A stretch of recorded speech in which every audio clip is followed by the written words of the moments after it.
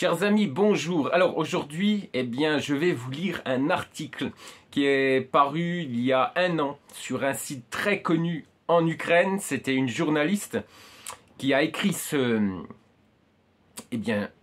cet article qui expliquait un peu la situation des femmes en Europe de l'Ouest. Voilà, alors c'est pas moi qui vais exprimer, bien sûr, hein, moi je vais seulement lire, moi je ne veux pas exprimer des idées. C'est une femme ukrainienne qui parle des femmes ukrainiennes et qui parle de ce qui se passe aujourd'hui, hein, parce que c'est toujours d'actualité, mais à l'époque c'était en 2022, mais c'est toujours d'actualité, bien sûr, c'est pour cette raison que je vais vous en parler.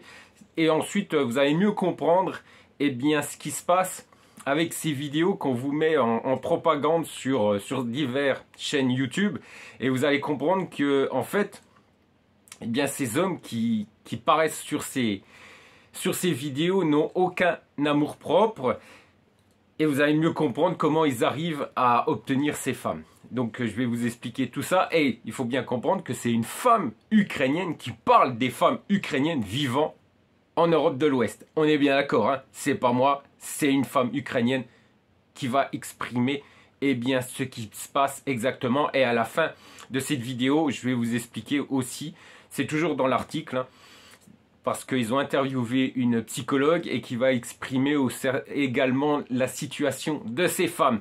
Je vous rejoins tout de suite après le jingle. À tout de suite.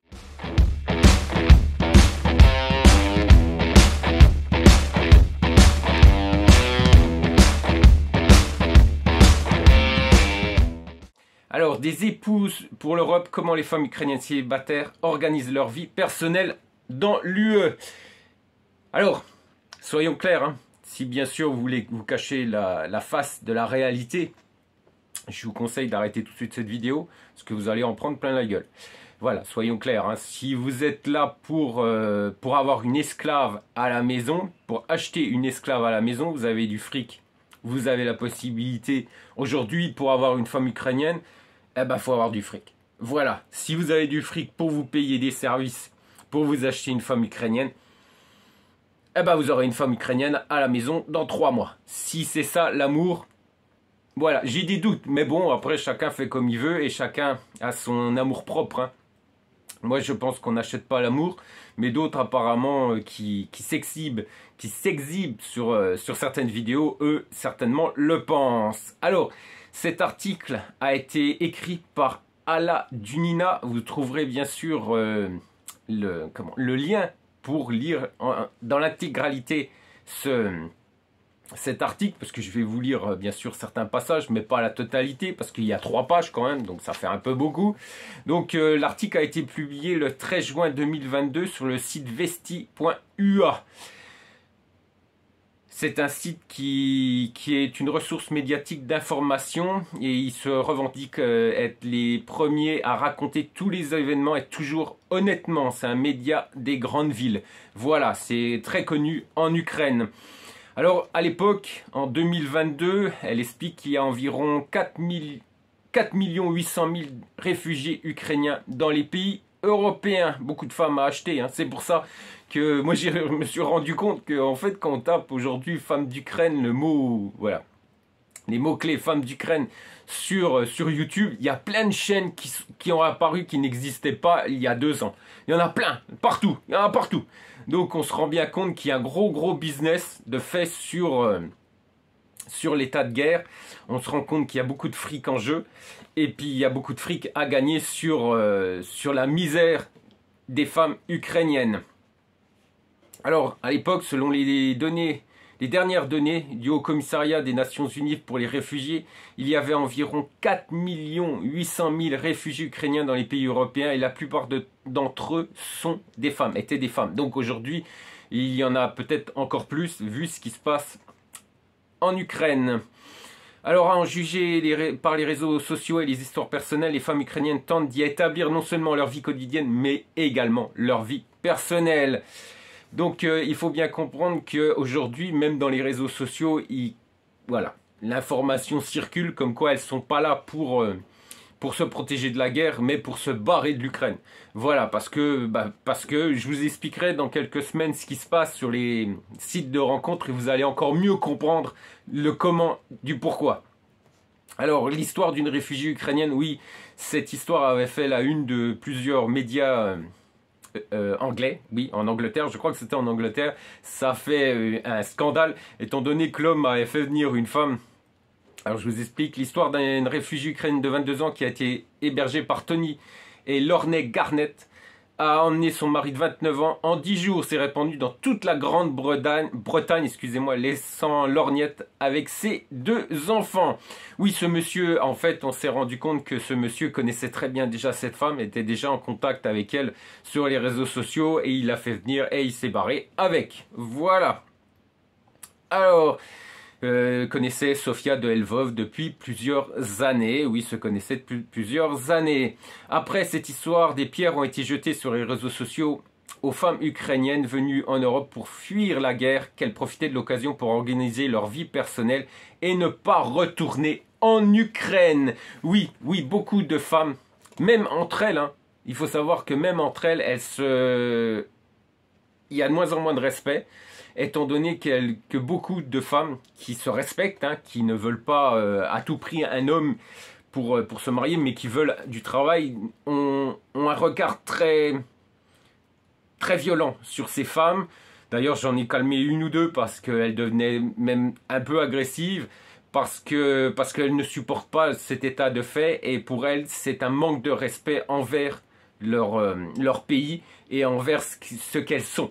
Voilà, donc même entre elles, hein, ça se passe très très mal. Et quand elles voient que ces femmes profitent de l'occasion pour se choper un homme et pouvoir rester en Europe, eh bien, elles sont pas vraiment...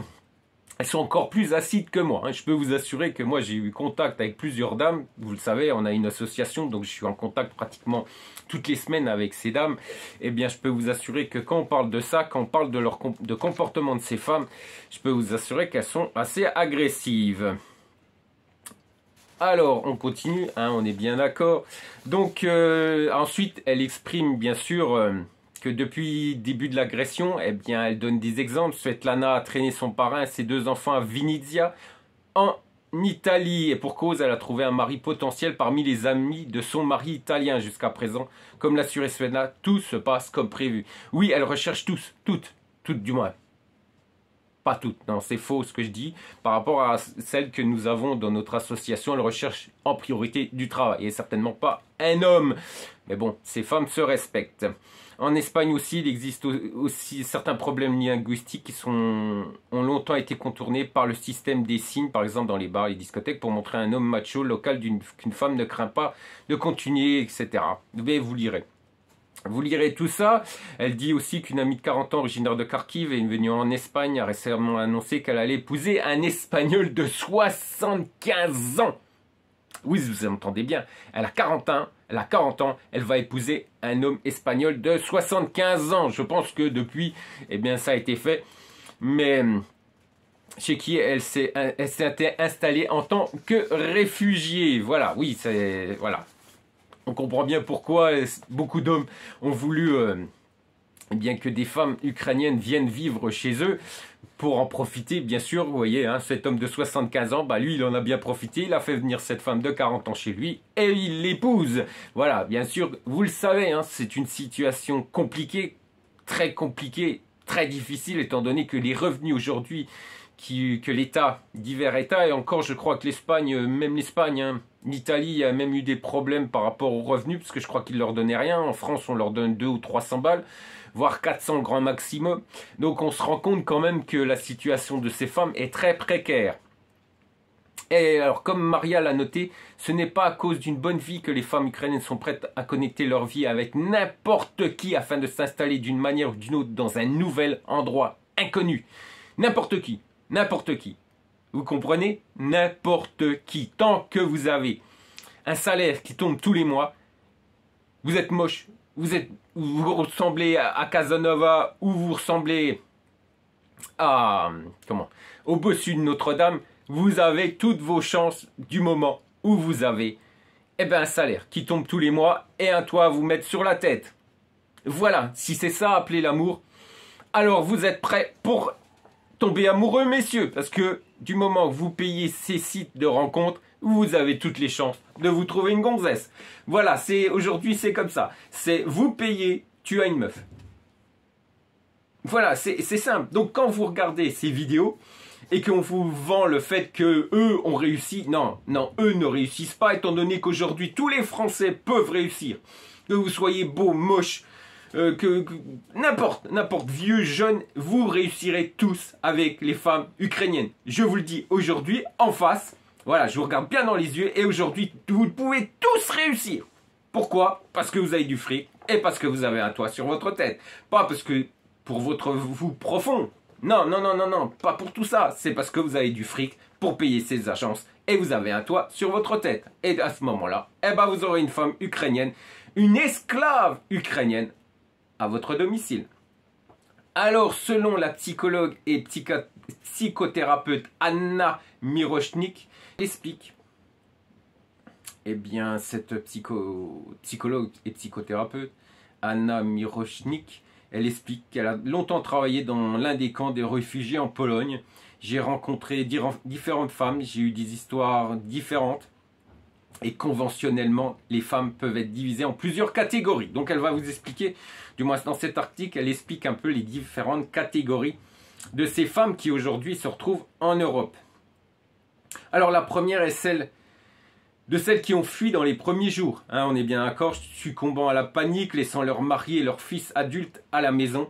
Une fois que la peur est passée, qu'ils ont des liens familiaux forts et qu'ils ont un endroit où vivre, ou quelqu'un vers qui se retourner, eh bien, elles repartent. Voilà, ça c'est la première catégorie. La deuxième catégorie est celle qui n'ont nulle part où retourner, pas de maison, des proches qui sont décédés, pas de parents, pas de travail, pas de moyens financiers. Et elles se demandent encore comment elles vont pouvoir rentrer ou rester. Oui, c'est la question qu'elle se pose. Mais tout dépend bien sûr de l'état psychologique et conditionnellement la troisième catégorie est celle de bien qui sont venus délibérément à l'étranger afin de s'y rapprocher à tout prix.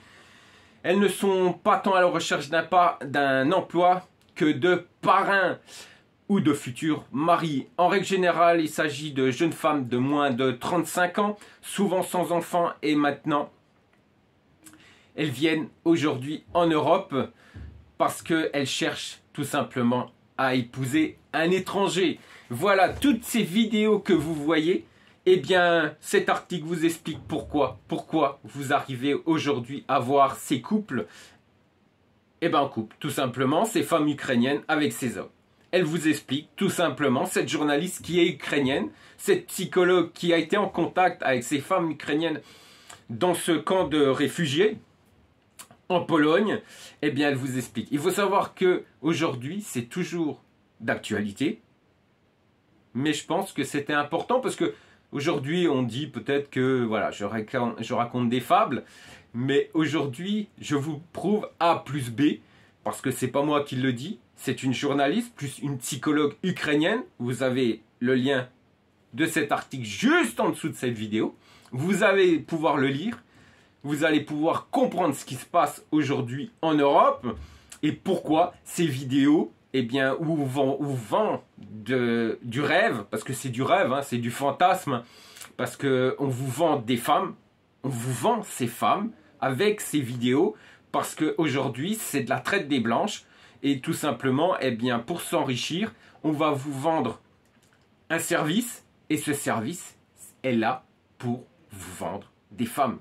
Voilà la situation. Voilà ce qui se passe aujourd'hui dans la totalité de l'Europe de l'Ouest. Que ce soit en France, que ce soit en Italie, que ce soit en Espagne, que ce soit en Allemagne ou dans d'autres pays Europe de l'Ouest. C'est ce qui se passe aujourd'hui. Aujourd'hui, ces femmes ne vous épousent pas parce qu'elles vous aiment. Elles vous épousent parce qu'elles cherchent soit un mari pour rester en Europe, ou soit un moyen financier pour se sortir de leur merde. Voilà, nous, on aide ces familles ukrainiennes, on aide ces femmes ukrainiennes à trouver du boulot. Eux, ils s'enrichissent sur leur dos pour les vendre à ces hommes qui n'ont aucune foi ni loi et qui, bien sûr, sont prêts à avoir une esclave ukrainienne à la maison parce que ils ont les moyens financiers pour. Je vous dis à très bientôt et je vous souhaite bien sûr à tous de bonnes fêtes de fin d'année.